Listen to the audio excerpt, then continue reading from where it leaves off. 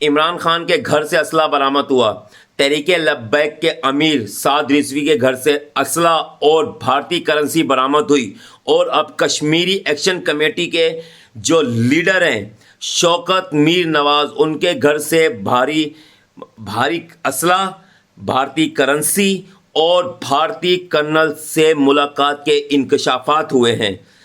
جناب، جو شخص اپنے حق کے لیے آواز اٹھائے، جو شخص اپنے حقوق کی بات کرے، جو شخص اپنے حق کے لیے احتجاج کرے، اپنے مطالبات کرے، سب کو ایک ہی دفعہ ایک ایسی ترمیم لے کے آئیں کہ سب کو غدار قرار دے دیں، تاکہ یہ قصہ ہی ختم ہو جائے۔ آپ صرف وفادار ہیں، باقی پورا پاکستان غدار ہے۔ ہر پاکستان کا وہ شخص غدار ہے جو اپنے حق مانگتا ہے، جو اپنے حق کے لیے آواز اٹھاتا ہے۔ غریب چاہے بھوکا مر جائے، کیڑے مکوڑے ہیں یار یہ پاکستانی، کوئی ضرورت نہیں ہے، کسی قسم کی ضرورت نہیں ہے ان کے لیے کسی قسم کا کچھ کرنے کی، کیونکہ یہ لوگ خود کچھ نہیں چاہتے۔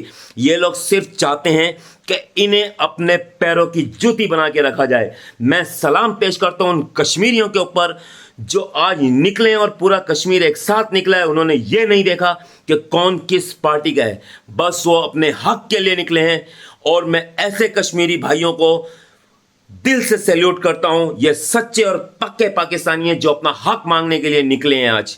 اگر یہ عمران خان کے لیے اتنی عوام نکل آتی نا جتنی کشمیر میں نکلی ہے، تو میں خدا کی قسم کھا کے کہتا ہوں کہ عمران خان 24 گھنٹے کے اندر باہر ہوتا۔ لیکن عمران خان کو کوئی چاہتا ہی نہیں ہے کہ عمران خان جیل سے باہر آئے، نہ پی ٹی آئی قیادت اور نہ ہی یہ پاکستانی قوم چاہتی ہے کہ عمران خان جیل سے باہر آئے۔ پاکستان زندہ باد۔